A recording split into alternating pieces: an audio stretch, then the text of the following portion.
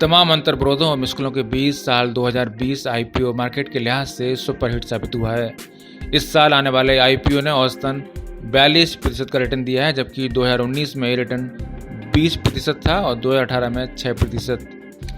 बात करें listing gain की तो पिछले 10 सालों में 2020 लिस्टिंग गेन के मामले में नंबर 1 साल साबित हुआ है। इस साल अब तक 14 आईपीओ आए हैं, जिनमें से 8 की लिस्टिंग बढ़त के साथ हुई, यानी करीब 60% आईपीओ में निवेशकों को लिस्टिंग वाले ही दिन तगड़ा मुनाफा हुआ। वहीं इस साल आने वाले आईपीओ में अब तक 225% तक का रिटर्न मिल चुका है, जबकि इस साल मार्च से सितंबर तक कंपनियां लॉकडाउन के चलते आईपीओ लाने से बचती रहीं। ज़्यादातर आईपीओ सितंबर से दिसंबर के ही बीच आए हैं। सुधर रही अर्थव्यवस्था के बीच कंपनियों को आईपीओ के जरिए पैसा जुटाने का अच्छा रास्ता दिख रहा है और निवेशक भी इसे हाथों हाथ ले रहे हैं। साथ ही इसके पीछे विदेशी निवेशकों का भी हाथ रहा है। विदेशी निवेशक पिछले 3 महीने में भारत के बाजार में $20 अरब का निवेश कर चुके हैं। जाने माने निवेशक राकेश झुनझुनवाला कह चुके हैं कि आने वाले दिनों में भारतीय शेयर बाजार में फंड की सुनामी आने वाली है।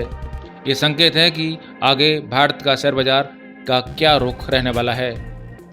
इस साल जिन कंपनियों का आईपीओ आया है उनमें SBI card, Rosari Biotech, Route Mobile, Happiest Minds, CAMS, Chemcon Speciality, Angel Broking, UTI AMC, Mazagon Dock, Equitas Bank, Grand Pharma, Burger King, Mister Bectors Food और एंटनी बेस्ट हैंडलिंग सेल शामिल हैं। आइए आपको बताते हैं कि कौन से आईपीओ ने इस साल किस तरह का प्रदर्शन किया है।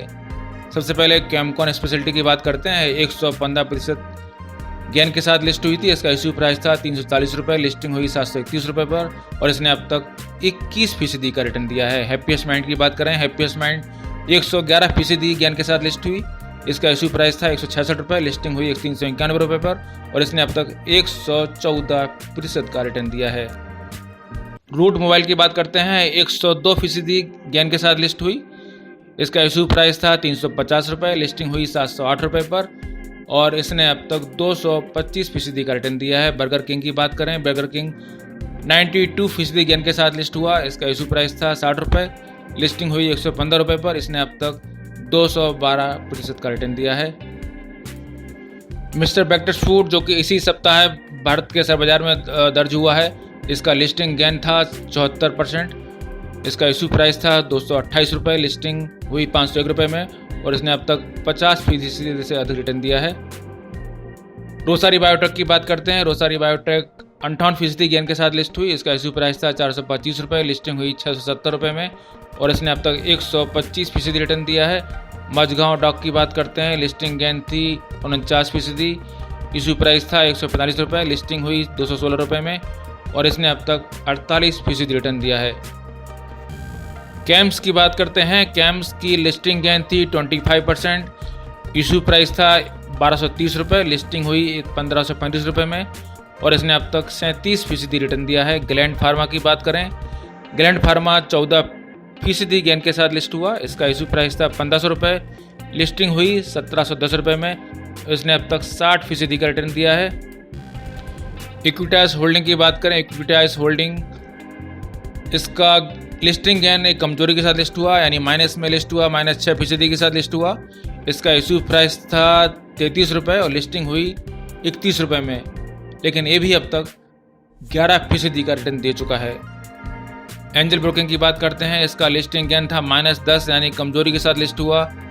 इशू प्राइस था ₹306, लिस्ट हुआ ₹275 पर और इसने अब तक 11% का रिटर्न दे चुका है। ये भी इसी तरह UTI AMC, इसका लिस्टिंग गेन था -12, यानी फिर से कुछ कमजोरी के साथ लिस्ट हुआ। इशू प्राइस था ₹554। इसकी लिस्टिंग हुई ₹490 पर और इसने अब तक रिटर्न दिया है 1%, यानी ये भी अब तक 1% का रिटर्न दे चुका है कमजोरी पर लिस्ट होने के बाद भी। SBI कार्ड की बात करते हैं। SBI कार्ड लिस्टिंग गेन था इसका -13, यानी ये भी कमजोरी पर लिस्ट हुआ था। इसका इशू प्राइस था ₹755, लिस्टिंग था ₹658 में और इसने अब तक 10% रिटर्न दिया है। एंटनी बेस्ट कंपनी की बात करें तो एंटनी बेस्ट कंपनी कमजोर रिस्पॉन्स के बाद इसने अपना शेयर वापस ले लिया था और अब फिर से लाने की तैयारी में है। इन सभी शेयर पर नजर डालें तो एक बात साफ है कि जिन आईपीओ की लिस्टिंग डिस्काउंट पर हुई थी उनमें भी बाद में ग्रोथ आई, यानी कमजोरी पर दर्ज होने के बाद भी उन्होंने साल के अंत तक मुनाफा दर्ज किया है। लिस्टिंग के बाद सभी का रिटर्न अब पॉजिटिव है। हालांकि कुछ शेयर अपने लिस्टिंग गेंस के बाद कमज़ोर हुए हैं। इन सभी शेयर पर नज़र डालें तो एक बात साफ है कि जिन आईपीओ की लिस्टिंग डिस्काउंट पर हुई थी उनमें भी बाद में ग्रोथ आई है। लिस्टिंग के बाद से सभी का रिटर्न अब साल के अंत में पॉजिटिव है। हालांकि कुछ शेयर अपनी लिस्टिंग गेंस के बाद अपेक्षाकृत कमज़ोर हुए हैं, लेकिन अभी भी वो मुनाफे में बने हुए हैं। इन 14 में से एंटनी बेस्ट का आईपीओ अभी लिस्ट नहीं हुआ है और ये अगले साल लिस्ट होने की कतार में है। बात करें 2021 की तो 2021 में भी काफ़ी बड़ी संख्या में आईपीओ आने की संभावना है। जो प्रमुख आईपीओ जिन पर नज़र रहेगी वो है LIC का आईपीओ, कल्याण ज्वेलर्स का आईपीओ, रेलटेल, बजाज एनर्जी। ये सभी आईपीओ बड़े आईपीओ होंगे और इनको बड़ी उम्मीदों से निवेशक देख रहे हैं। इन पर लोगों की नज़र है। माना जा रहा है कि निवेशक इनको हाथों हाथ लेंगे। इसके अलावा सूर्योदय स्मॉल फाइनेंस बैंक, नजारा टेक्नोलॉजीज और एंटनी बेस्ट हैंडलिंग सेल के आईपीओ भी 2021 में आने वाले हैं और इन पर बाजार की नज़र रहेगी। ब्यूरो रिपोर्ट, पत्रिका टीवी।